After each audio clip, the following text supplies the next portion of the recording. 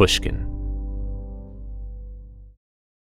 So happy to hear you have a Cadillac, because it's like whenever I go to Detroit, man, that's the most beautiful thing when I go to Detroit. And you're like, yeah, I'm here because everyone's got, it's Cadillac, it's... Hey, Hitsville was right down the street from General Motors, man. And everybody at Hitsville had a Cadillac. Of course. Come on, should be Cadillacs. Of course, man. It's all American made when you go to Detroit. It's the most beautiful thing you ever seen, man. Man, and so you're still driving yourself. You don't want, most of the time you don't want a car. Always, man. I'm a very normal guy, man. I don't have chauffeurs and all that stuff. I'm independent. Did you ever have a period of time where you thought, hey, let me get a chauffeur and a Rolls? No. I only use a chauffeur if I'm going somewhere official, to a gig or to the Grammys or the airport, something like that. I'll have a guy who drives me for that. But for my regular... What been very successful for a long time as an incredible songwriter, singer, company man, record man, VP of Motown for a period of time as well. Incredible career. What has kept you grounded all these years? What's kept me grounded? The fact that I recognize the fact that I'm very, very, very blessed, man. You see, I'm living my impossible dream. As a child, this is what I wanted to do with my life, and I just, from where I grew up in the hood and all that, just wasn't going to be possible. Yeah. So I'm very blessed, man, and I don't take it for granted. I've seen thousands of people come through show business, man. I've been doing this forever, and they get a hit record or something like that, and they think, oh gosh, the world could not possibly do without me now. They know me, so I'm in. That's a bad mistake, man. I tell them all the time, if you think you can sing, let me take you to my church on Sunday and let you hear Sister Ada Maybell.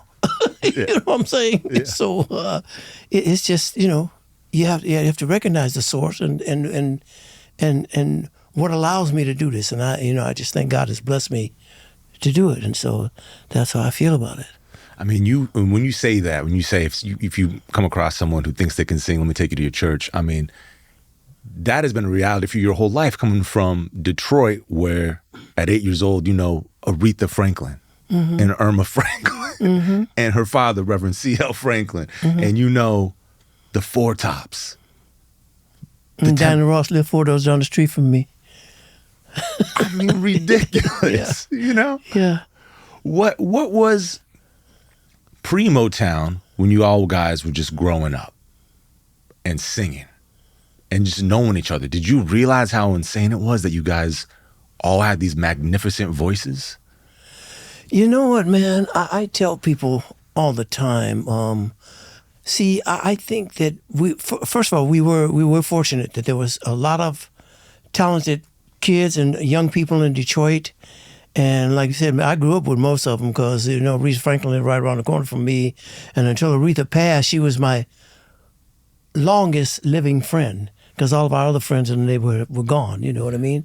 Except for her and Diana, and so I grew up with these people, and we had a lot of talented people around there, But I believe that in every big city, in every town, every little village, anywhere in the world, ratio-wise, with the amount of people that there might be that same amount of people ratio-wise. We had Berry Gordy. Mm-hmm. You know what I mean? Yeah.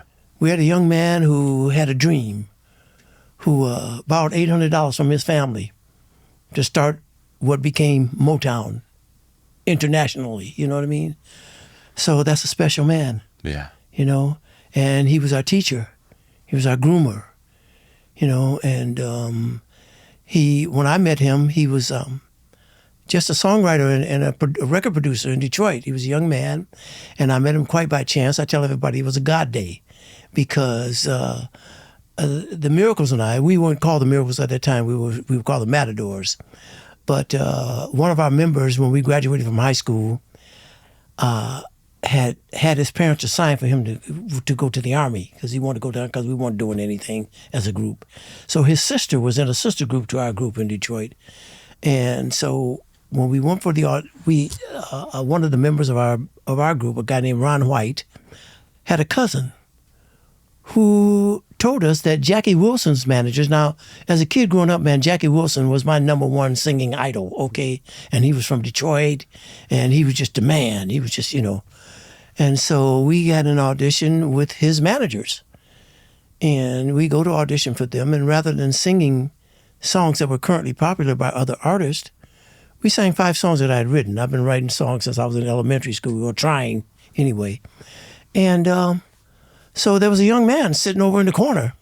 And see, I'm 16, and he looked like he was no more than 19 or 20, And I'm thinking that he's waiting to audition after we finish. However, he's listening to us very carefully, and he's just sitting in the corner listening. And so when we got through singing these songs, Jackie Wilson's A&R man, who had been there listening to us, said, well, man, he said, you guys are like the Platters. The Platters were the number one group in the world at the time. And they had Zola, the girl, was in the group, and Tony sang high. He said, you got the same format. You singing high and the girls in the group. He said, we don't need another Platters, man. And you guys are not going to overtake the Platters, so I'm sorry we can't use you. So we're dejected, and we go out, and the young man who was sitting over in the corner comes out behind us. He says, hey, man, wait a minute. So I said, yeah. He said, where'd you get those songs from that you sang? So I'm wondering, why is he asking me that, I said, I wrote them. He said, you wrote all those songs? I said, yeah. He said, well, I liked a couple of your songs, man. So I'm thinking to myself, I'm being polite, though. I'm saying, well, thank you very much, man, but I'm ready to go because, So he said, I liked a couple of your songs, And I'm thinking to myself, maybe he wants to use my songs to audition with, So he said, now when I buy records, and I still do that today, man, when I buy records, I want to know who composed the music, who wrote the song, if it's just an instrumental, who composed this music. I want to know that because I like checking up on writers, So now I got all of Jackie Wilson's records, And so he said, yeah, he said, I'm Berry Gordy. What?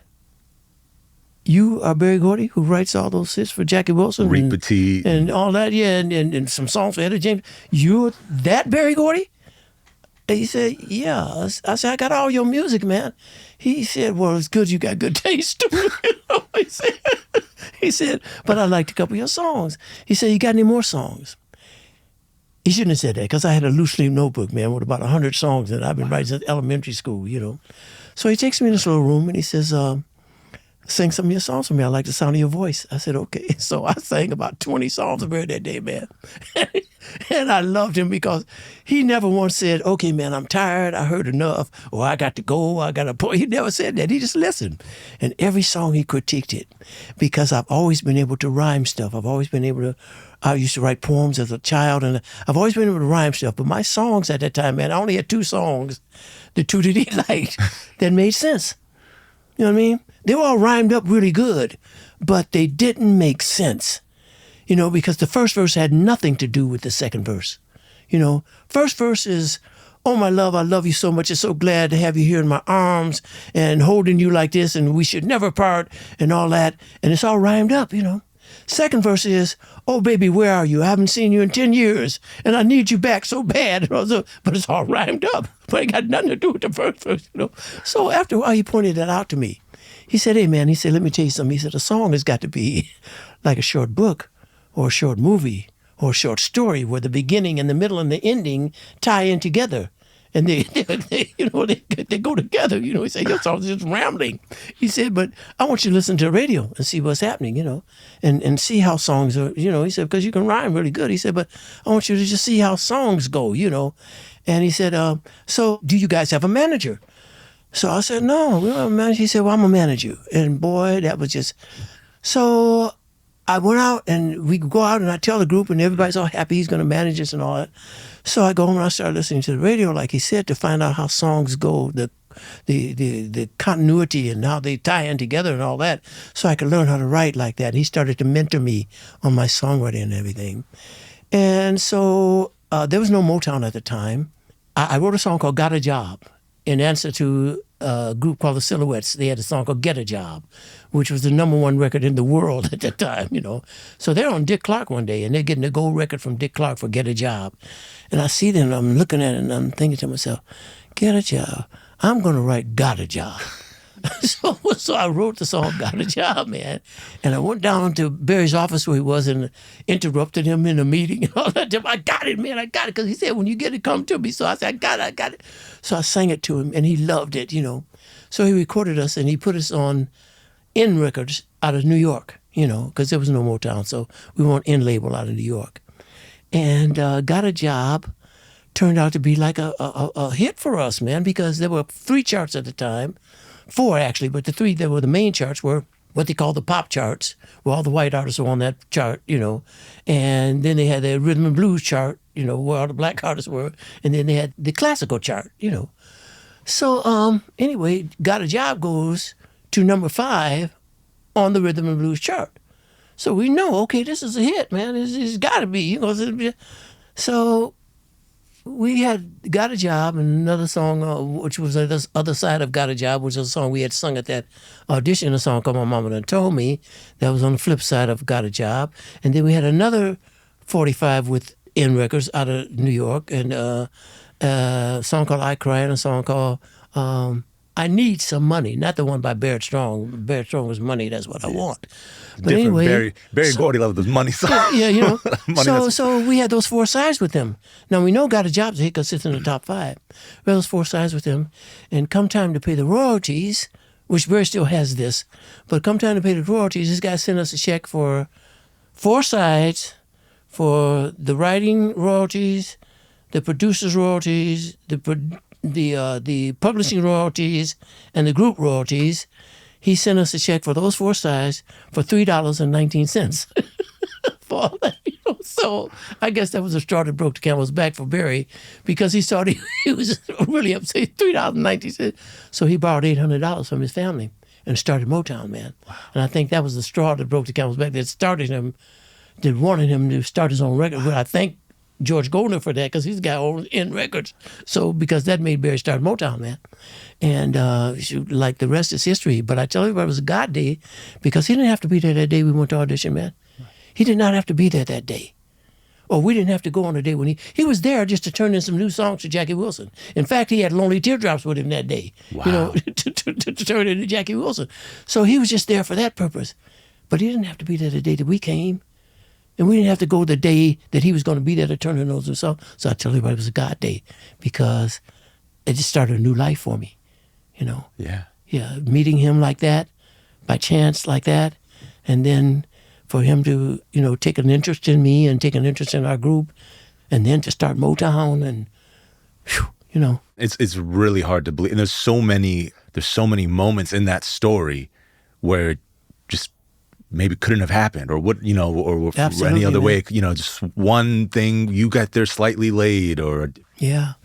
Now all of that talent, but you as well included, amazing, gorgeous, beautiful voice. Thank you very much. I mean, I'll never forget going with my wife about maybe 5 years, maybe 2019, to go see you at the Greek. Oh, okay. Maybe it was a year earlier, and I'll never forget, you finished "Ooh Baby Baby," and I've never seen an ovation that long or that people. And I saw Barry Gordy was like right over this way. And I'm looking at Barry Gordy and I'm looking at you and I'm tripping out. I'm like, that's Barry Gordy. That's Smokey Robinson. You finished "Ooh Baby Baby." And it was like a 5-minute standing over. Like wonderful. It's incredible. I mean, to this day, still an incredible voice.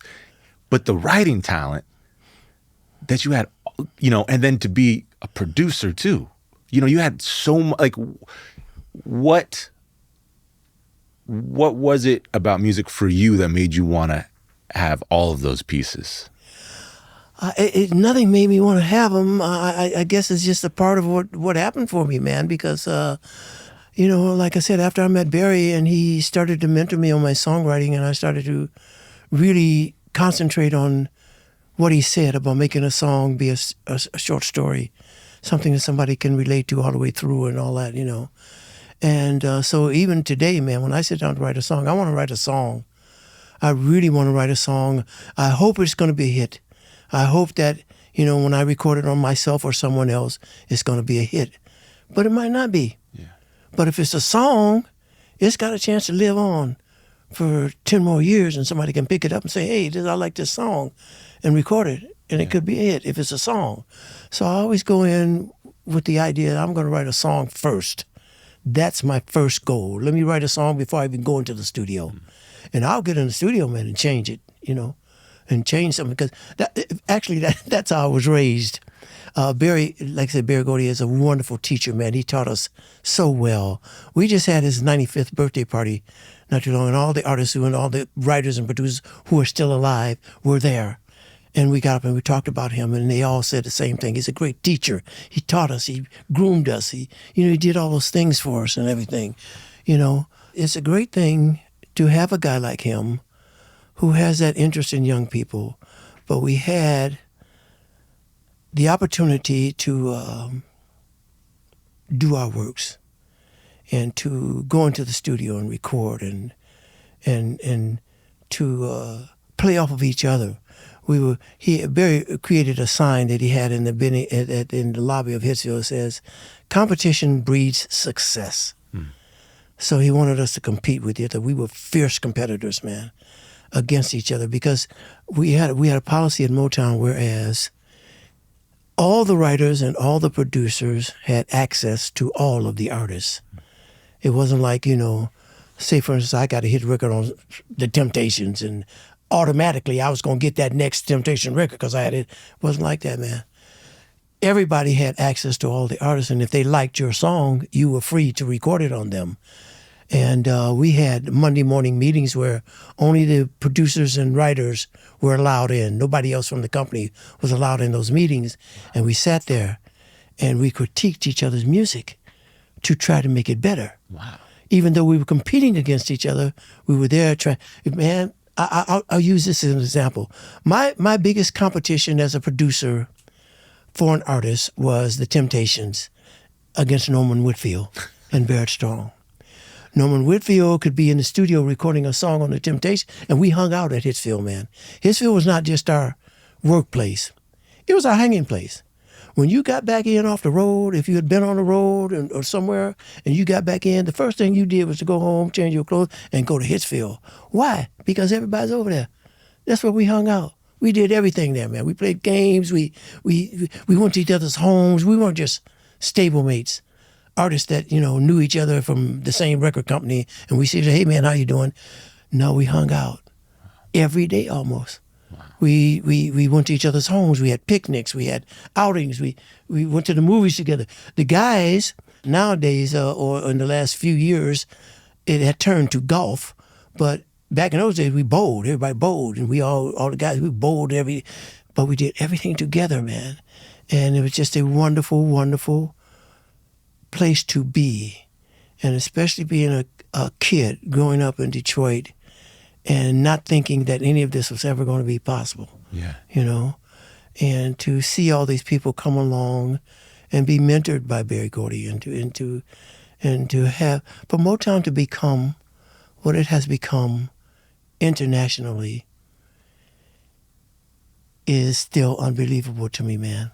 Yeah. Barry Gordy is my best friend, and I just was at his house a couple of days ago, and we talk about that all the time, how neither one of us thought that. He didn't think it, He did not think that it was going to be what it has become. He just was tired of people not paying him. So he wanted to start his own thing, thank God. But, so we had that kind of place, man. And we had, and we still have, for those of us who are still alive, we still celebrate the Motown family because we were family. Yeah. We weren't just a record company. We were family, man. And we had the Motown family. So like I said, we were at his 95th birthday party, man. And everybody got up and said basically the same things, how he was our mentor and our teacher. And he's still going strong too, man. He's 95, but he's only about 60. Only about 60. That's great. Yeah. That's amazing. Can we go back to there's so much there, but can we go back to the competition, the friendly competition, or maybe not so friendly between you and Norman? Yeah, like Whitfield? I said, Norman Whitfield could be in the studio recording something on the Temptation. I'm at the studio, and he said, "Hey, Smoke, come here, man. I want you to sing ooh, or I want you to stomp your feet or clap your hands or something like that." And I would go do it, and he would do the same thing for me, even though we were competing against this record for the Temptations, So that's just the way it was. We all did that for each other.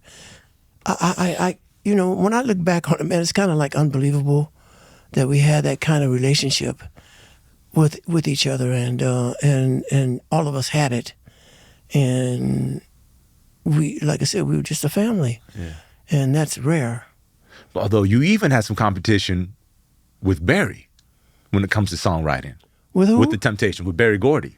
Oh yeah. With Barry Gordy, we had competition with Barry Gordy first, before Norman Whitfield even came to Motown, and I had known Melvin, who was the bass singer, and Otis, who was the founder of the group, since high school, because we used to have group battles, man, and they would call the Distance at that time, and we would call the Five Chimes, and we used to have group battles, all the groups in the neighborhood and stuff. We had group battles, man, singing for the girls, see who, and we'd have them at the recreation center and at school and on the street corner, wherever we saw some girls, we had group battles, and the group, at that time they were called the Four Aims, but they turned out to be the Four Tops. Wow. And you knew if the Four Aims were coming, the best you were going to get is second place. You know what I'm saying? Because they were, So you know that if they're coming, just shoot for second place, because first place is out of the question. But we had those battles like that, man. And so I had known Otis and Melvin from before they came over. And when they came to audition for us, man, everybody loved them. And then we signed them, and they had to think of a name for themselves. And they came up with the name The Temptations. But Barry and I used to battle over who was going to get the first record out on them. And I actually had the first record out on them, a song called I Want a Love I Can See. And I beat him out on that, But, he did a lot of good records on them. And at first, when they came over, they had like 3 lead singers. And everybody used Paul Williams, who was the basic lead singer for them, But shoot, Eddie Kendricks was in that group, So, and eventually David Ruffin was in that group, So, anyway, we all were trying to get hits on them, and the Miracles and I had gone on the road, and I told the Temptations, I said, I'm gonna get a hit for y'all, And the Temptations, if I brought David and Eddie and Melvin and Otis and Paul in this room right here, right now, and if they were still alive, and say, hey man, sing ooh. And they said, ooh, they could shake this room. That's how close and tight they were. And Melvin was way down on the bottom, and Eddie was way up on the top, and everybody was in between them. And they were just, their harmony was, I used to call them the Five Deacons, because they had that gospel sound to me. I call them Five Deacons, just as our friendly thing. So I wanted to write something for them where that harmony was displayed. Okay, so the Miracles are on the road, and on the way back one day, there were 3 of us who drove, and so after we got about 200 miles out from Detroit, it was my turn to drive again. So everybody else was asleep, and I'm driving the car, and I'm thinking, what can I write for the Temptations that's going to display that harmony? And it's like I said, I'm not a songwriter who needs to go to the mountains or to the desert for 2 months and isolate myself so that I can write. It just happens for me, man. Yeah. It just happens. So I'm in the car, and I started to hum something that I thought would be them singing. Got a smile so bright. And I could hear them singing that. And so I started to write the way you do the things you do in the car. Wow. And got back, man, and I told Barry, I said, man, I got a hit for the Temptations. I got it. He said, you got it. He said, it's too late.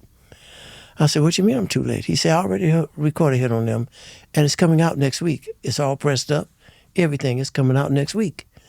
So I said, man, you're making a mistake. I said, I got a real hit for them. He said, man, that's a real hit too, man. I said, so we used to have contests. Man, we would go out and stop cars in front of Hitsville. Pull people, hey, you want to hear some new Motown music that you never heard? Yeah. They come in, we give them a pencil and a piece of paper and play 5 songs for them. Write down the ones you like the best. Or get the people from around the office and say, write down the ones you like the best, So I told him, I said, man, I'm telling you, I got a real smash hit for them. He said, mine is a real smash hit, man. I said, well, I'll tell you what, man, give me 2 days to record my record. He said, okay, man, if you think you do, I'm going to give you 2 days, man. He said, but I'm telling you, you can't beat my record, man. I said, okay, cool.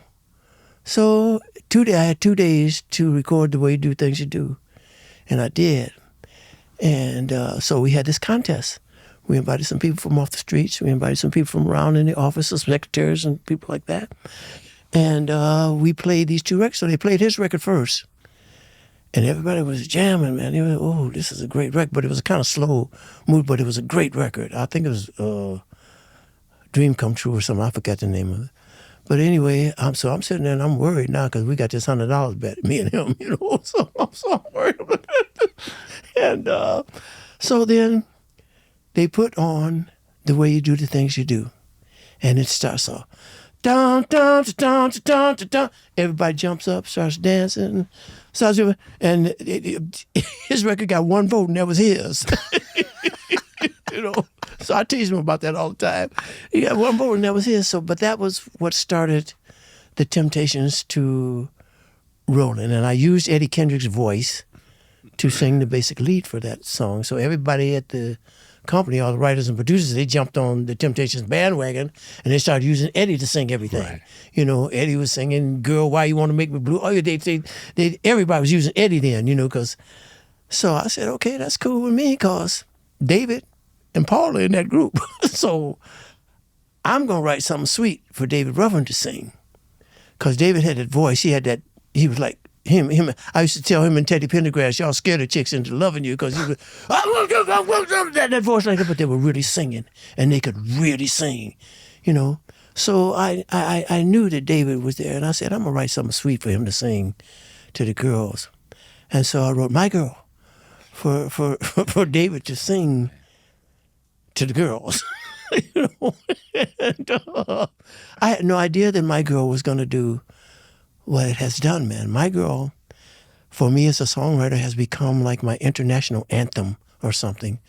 We're preparing an overseas jaunt now for June, but we go to places in Europe and all places where, a lot of places, they don't even speak English, man. Yeah. And 60% of the people in that audience don't even speak English, okay?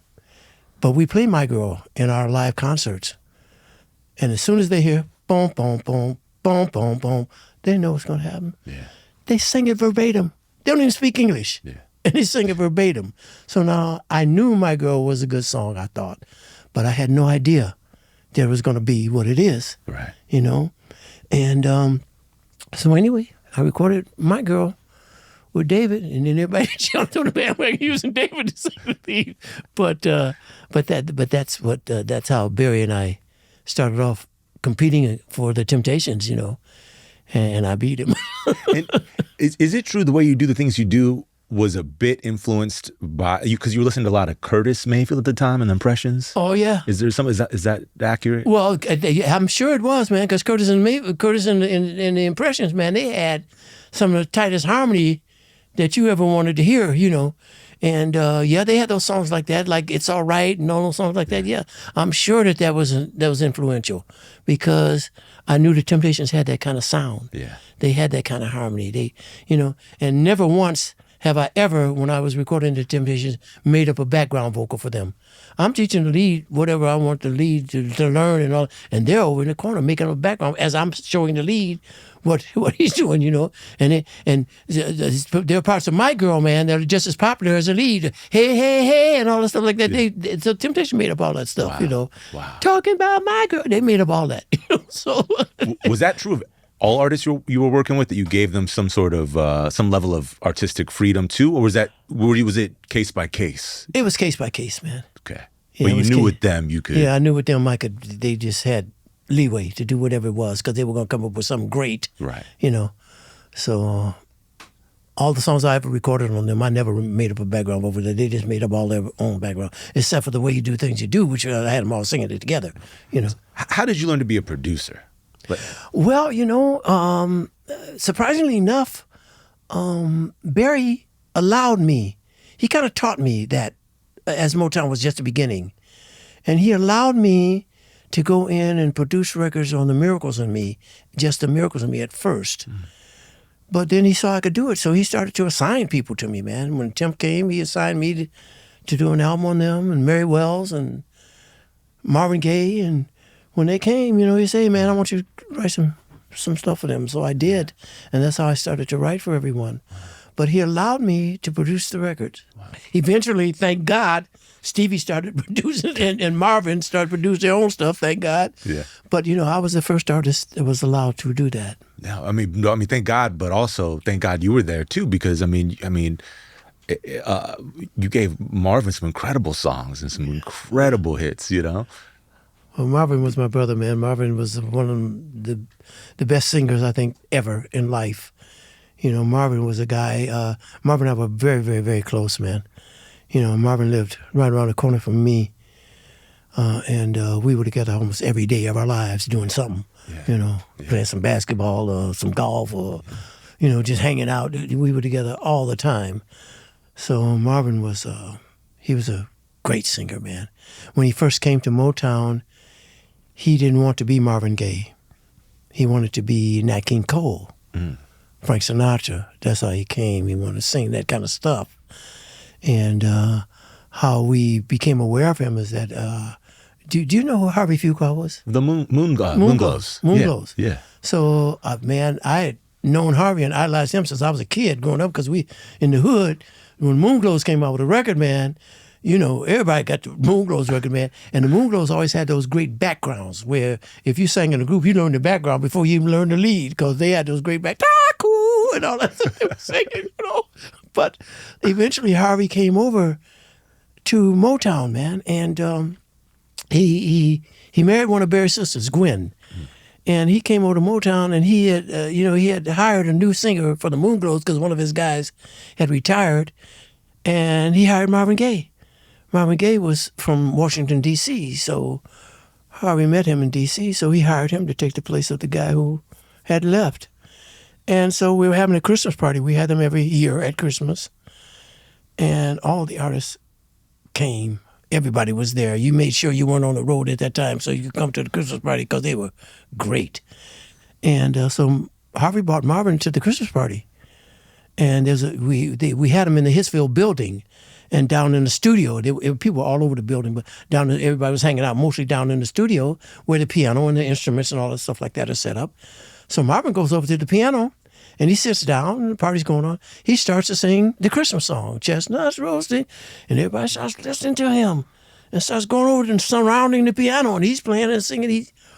He could really sing. So we signed him up, and he wanted to sing songs like that. His first song that we released on him was Mr. Sandman. Right. Mr. Sandman, bring me a dream, because he wanted to sing that kind of stuff. Didn't do anything. Eventually, Did you sing it straight like that too? Like it wasn't like it didn't sound like It sounded like Marvin Gaye singing Mr. Sandman, man. Okay. That's what it sounded like. Marvin Gaye could sing the phone book. You know what I'm saying? That's what it sounded like. So anyway, our A&R director at the time, the first A&R director ever that Barry hired was a guy named Mickey Stevenson, and Mickey was also a songwriter and a producer, and so he got together with Marvin and said, "Hey, man, if you want to hit, we got to do some different kind of stuff." So he and Marvin wrote this song called Stubborn Kind of Fella and recorded it. And that was when Marvin started to be Marvin Gaye. And the rest, Yeah. Like I said, the dude could sing anything. I worked with Marvin, man, and Marvin was always late for everything. Marvin was late for everything. You talking about CP time. Marvin was late for everything, man. So I got to the point with Marvin, man, so I was going to record him, and the session was going to start at 8 o'clock in the evening. I would tell Marvin it's going to start at 6:30.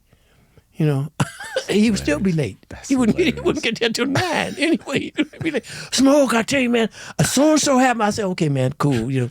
But I knew that when he got there and I showed him my song, I used to tell him all the time, he Marvinized my songs because he'd do stuff vocally that I hadn't even thought of while I was writing it. Yeah. He'd just come in and just kill.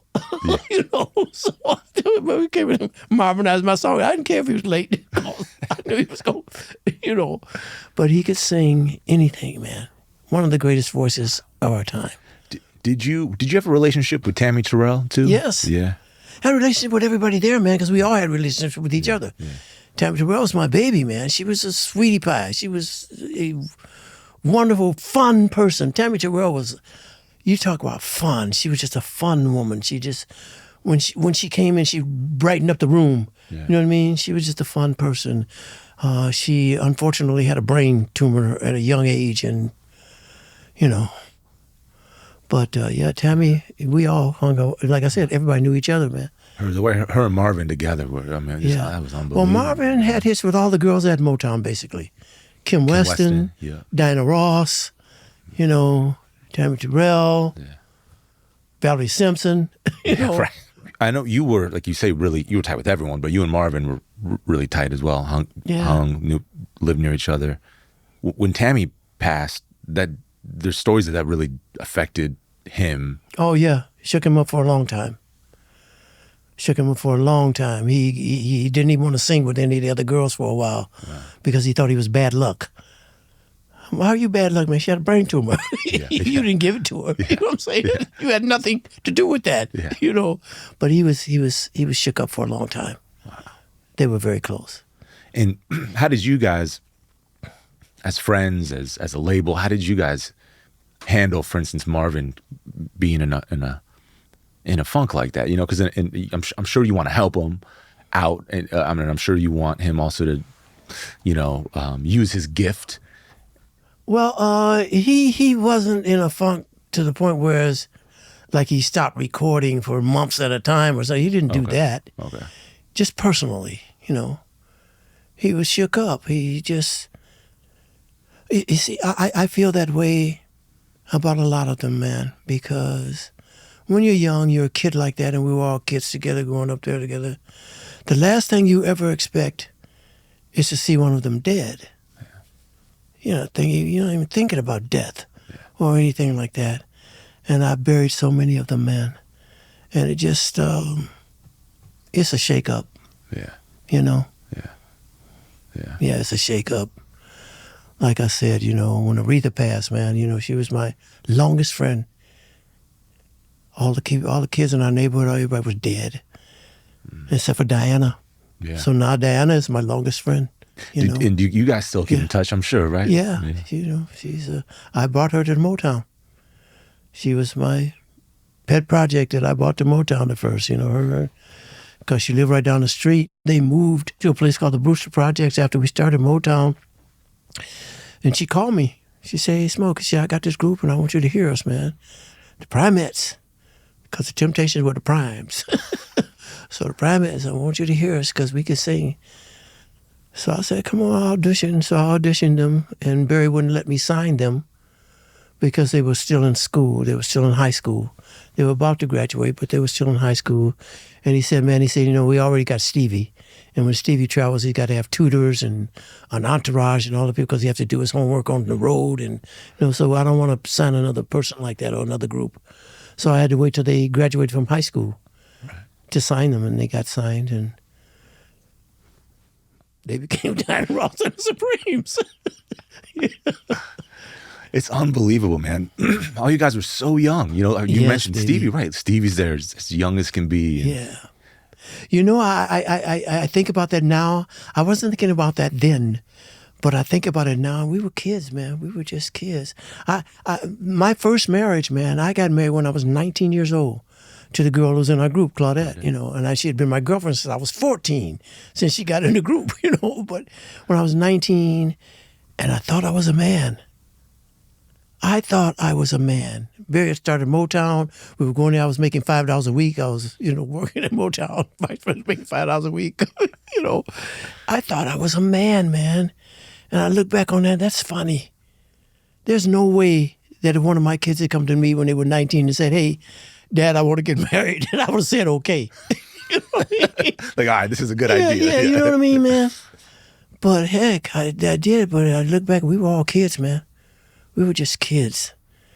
And, but it was a great place to be because it was all energy. And like I said, we were kids and we were young and we all hung out together and, you know. Would you guys listen to music together? Like if you'd go to Aretha's house, would you put on records and listen? Yeah. We used to have talent shows before, when we were kids. I mean, before I met Barry and all this. I'm talking about when we were 10 and 11 and stuff like that. We had talent shows on Aretha's back porch. you know. And every time Aretha or Irma would win, you know, because Irma was Aretha's sister, oldest sister, and but we used to have talent shows and stuff like that, man, on her back porch. Unbelievable. Unbelievable. Because Barry was a little older than you guys. Yeah, Barry's actually 10 years older than me. So were you the conduit for like the Temptations coming to try out for Motown, and like you said, you knew Diana from the neighborhood. Like you were kind of were the person who knew all the talent in the neighborhood. Basically, yes. It seems to me. Yeah. And so you know, Barry had set up this great structure for you guys to thrive in and to be this tutor, but it seems like you were maybe like the A&R without being officially the A&R, you know? Well, I did. I brought a few people in, man. I brought a few people in. Even after we got started, man, you know, Gladys Knight and people like that, I brought them in too, because Gladys had been my friend since I was 18 years old on the road, you know, and she was with the Pips. And we were out there traveling on the road, doing those one-nighters and stuff together and stuff, so I knew them.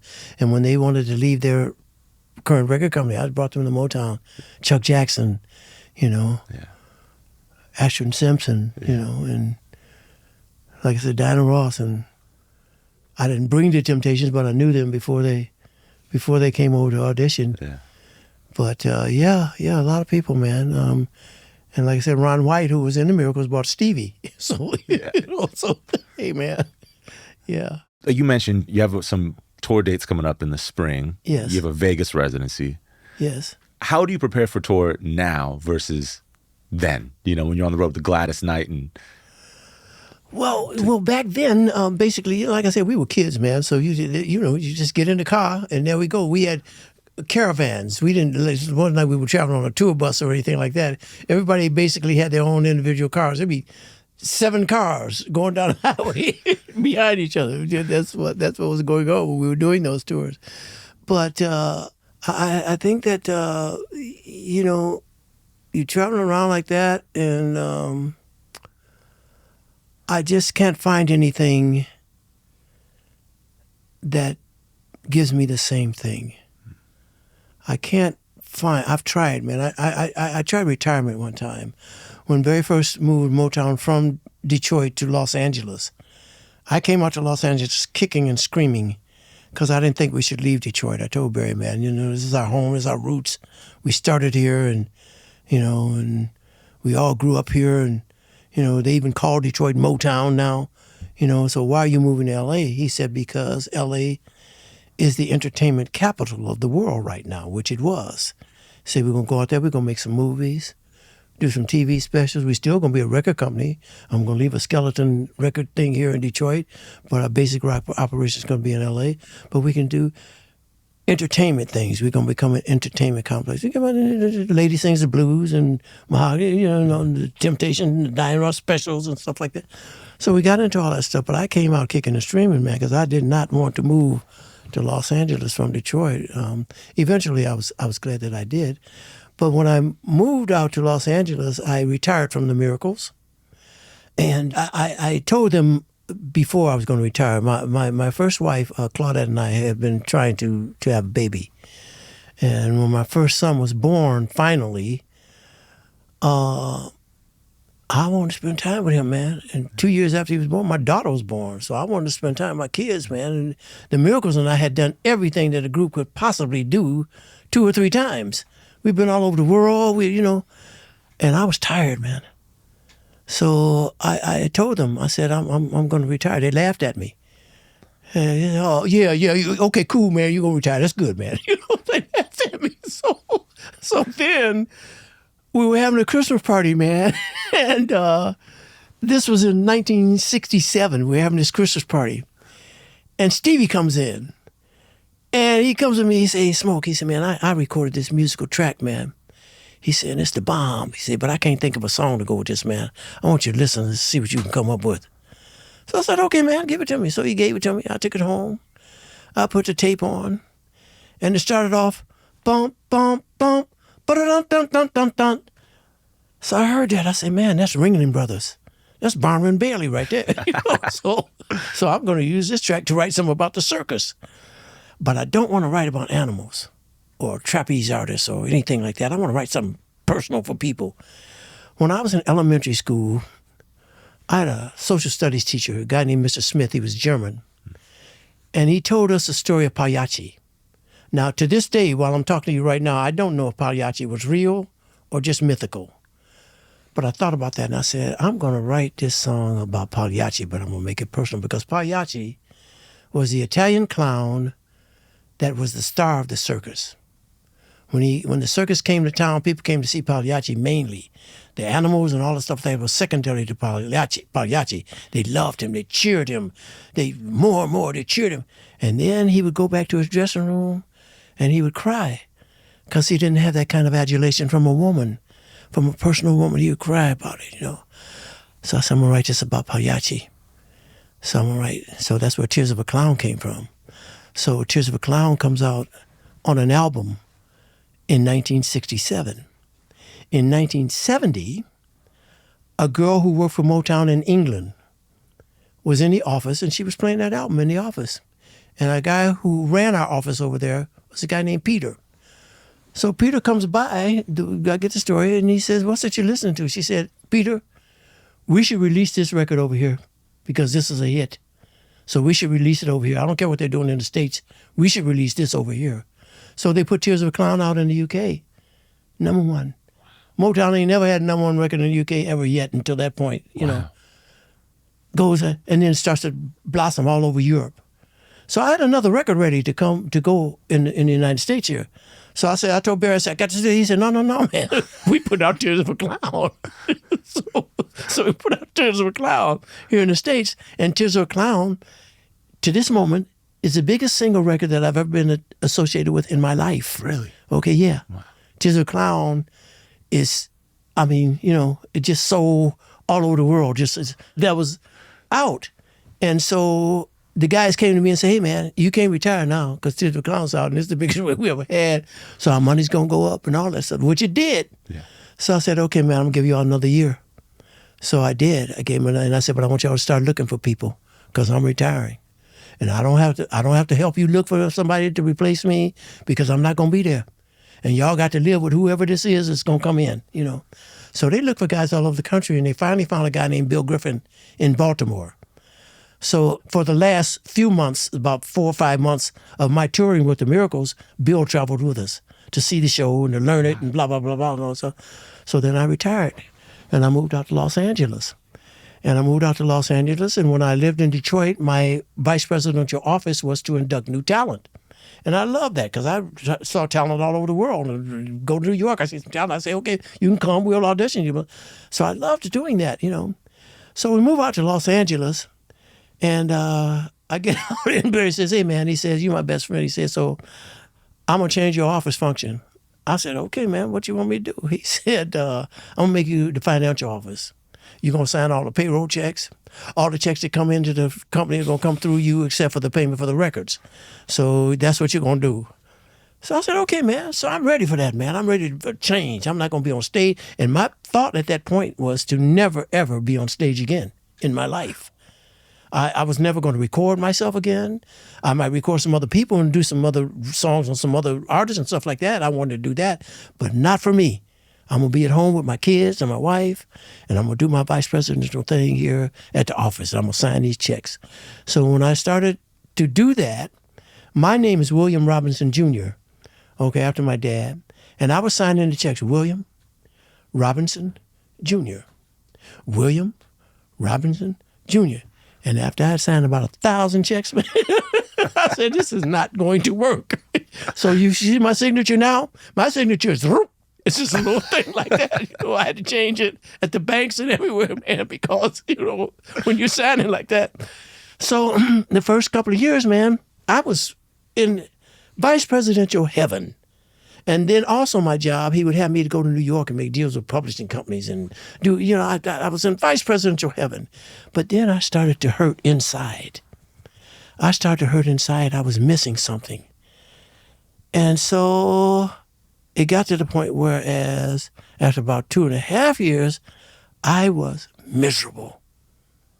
My insides were miserable, but I'm smiling on the outside. It's like tracking my tears or some stuff like that. I'm smiling on because I don't want Barry to think, okay, I can't handle this. Right. I let him down.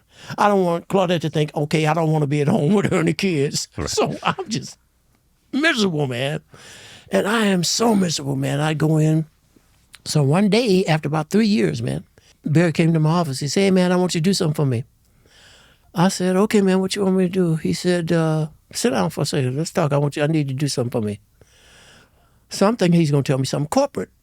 I got to have a meeting with so-and-so and such and such. I got to go to this place and blah, blah. So he said, I need you to do something. So I said, what you need me to do, man? He said, I can't use profanity on this interview. You can. I can? Yeah. I can say verbatim what he said? Verbatim. Okay, verbatim. So he sat down, he said, I want you to get yourself a band and go into the studio and make a record, and I want you to get the fuck out of here. I said, what did you say to me, man? He said, you heard me, man. I said, no, I didn't hear you. I said, what did you say to me, man? He said, I want you to get yourself a band and go in the studio and make a record, and I want you to get the fuck out of here. I said, what are you talking about, man? I said, you don't think I'm doing it good? He said, no, it ain't about that, man. He says, you miserable. He said, I said, you come in every day and you miserable. You my best friend. I know when you're miserable, man. You can't hide that shit from me. So I know you're miserable. So when I see you miserable, it makes me miserable. So I need you to get the fuck out of my face. So I just hugged him. I was so happy. I just hugged him. And so that was my best friend peeping me, man. Wow. He peeped me. He saw my misery. Yeah. It fills me up right now. Yeah. But it was such a... Anyway, I went home. I was very, very happy. And Claudia said, well, what you so happy? I said, well, I told her what happened. She said, I agree with him. Wow. You know? Wow. So I said, okay, I've always considered myself to be a quiet singer. But I'm going to go back, man. I'm going to take show business by storm. And I thought about what I just said. I said, wait a minute, quiet storm. That's a great idea. so I went to the piano. That's how that comes about. I went to the piano. I started to write a quiet storm, man, you know. And my youngest sister, who was actually 14 when I was born, but she was a great lyricist, man. And so I started the song, and I was going to do this whole album now. I'm going to do a whole album now because I'm going back to show business. Yeah. So I'm working on that, and I took it to her, and I said, hey, baby, finish this song up because this is going to be the title cut for my... So she finished it up, and wow. I recorded it and recorded Quiet Storm, and it was my debut back into show business, and it became something that I had no inkling that it was going to become. I was just writing something to come back into show business. I wasn't thinking about what it was going to do. And then there was a young man who was a disc jockey, a night disc jockey in Washington, D.C. named Melvin Lindsay. And he had a show that came on in the evenings. His show started probably about 9 o'clock at night and went through midnight. And he named his show The Quiet Storm. Yeah. Okay? Radio stations all over the country started to have a Quiet Storm format. Now, I'm not thinking that this is going to happen, man. You know, I'm just writing a song to come back into show business. But it has become a radio format. And this year we're celebrating the 50th anniversary of the debut of A Quiet Storm. Oh, wow. And our tour this year is going to be called the Quiet Storm Tour. Beautiful. So, dude, it's amazing. The penchant for, again, you wanna get into show business. You meet Berry Gordy, and then this whole company gets created around it. This whole ecosystem that lifts up you and Barry and so many other people. And then I want to get back into show business. You write A Quiet Storm, which not only is like an incredible entree back into show business, but creates this whole other radio format, like you're saying, almost this whole other genre within R&B music for other people that people realize that, oh, I like this vibe. And there's compilation CDs now that are Quiet Storm. And, you know, it's just, so that sort of knack in your life of the sort of things that are, it's almost like, you know, similar maybe to like What's Going On, the way Marvin. Exactly. It's a thing that was probably very personal to him. Yeah. But just resonates out so widely that it just, you know, so that's it.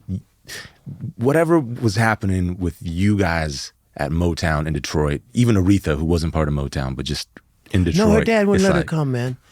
I talked to her about coming, and he felt like we were not strong enough for her.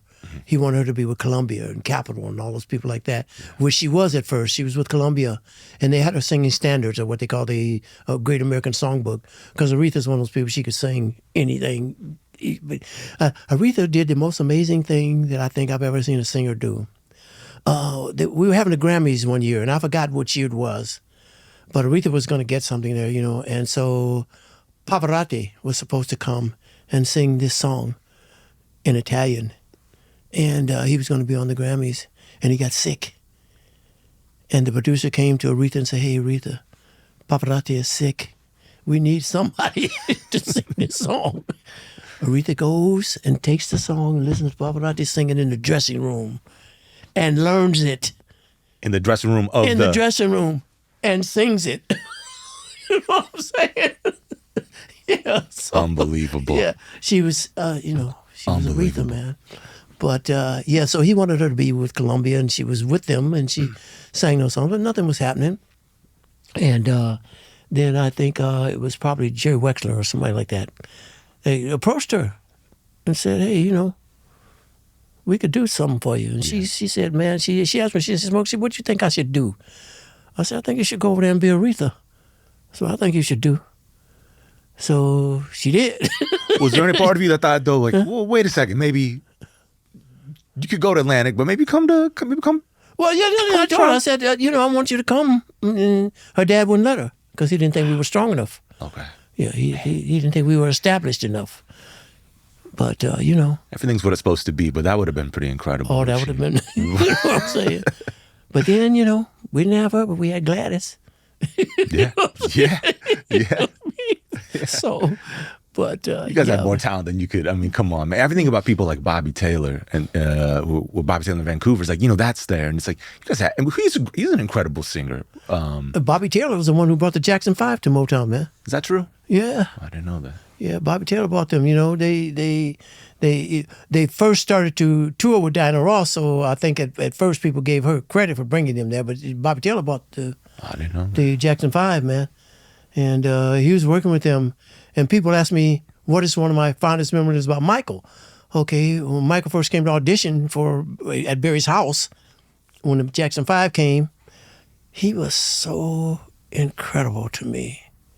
Here's this little dude, man. He's about this tall. He's 10 years old. And that day, I dubbed him James Wilson because he was a cross between James Brown and Jackie Wilson at 10 years old. I mean, dancing his little ass off, and singing, and just a bundle of talent. I always thought his life was so paradoxical because when he was a kid, he was a man. And when he was a man, he was a kid, But he was just dynamic. And people say, well, what do you remember about? I remember that. And then Bobby Taylor and I used to play golf together all the time, So we started taking Michael to the golf course he'd be on the cart with us. Michael had never seen a golf club. The first time he went out there with us, and he's telling us how to play golf. So I love that. You hit a bad shot. Why you hit your ball over there like that? You supposed to hit the ball. But he was a cute little guy. But I love that memory. But yeah, he was. He changed the face of show business. Michael Jackson changed the look of show business. I look at him and he was such a bundle of talent. Like I said, Michael watched everybody. We'd be doing those shows and Michael would be standing in the wings and he watched everybody. He idolized the dancing and the stuff of Jackie Wilson and Fred Astaire and James Brown and those people like that. And he worked his dancing skills like that. Like I said, I could even understand him doing James Brown and Jackie Wilson. But Fred Astaire, the Nicholas brothers, how do you even know about them? Yeah. You know what I mean? When Michael did the moonwalk on the Motown 25th anniversary, and people saw him do it, I said, "Oh, this is fantastic!" Michael got the moonwalk from the Nicholas brothers from a movie called Stormy Weather. Unbelievable. You know what I'm saying? They did that in Stormy Weather back. Lena Horne was the star of that movie. So you know how long ago that was, 1920 something. They're doing the moonwalk, But but Michael was just an incredible talent, man. And like I said, he'd be dancing with those. He'd have 15 dancers who had been dancing since they were 5 years old. It was their profession. They were professional dancers. And they're dancing alongside of him, and he's out dancing all of them. You know Insane. Unbelievable. It's incredible. Oh, man. It's incredible. Well, Smokey, I'm excited to see you back on tour. Well, I'm excited to go. We've been off for a minute now. So, as they say, I'm writ. Well, great. Appreciate talking to you. Thank you for coming and talking. Thank you very much, man. I appreciate it. Incredible honor. My pleasure, babe. Cool. All right. Thanks for checking out Broken Record on YouTube. If you want to listen to us on the go, be sure to subscribe to Broken Record wherever you listen to podcasts.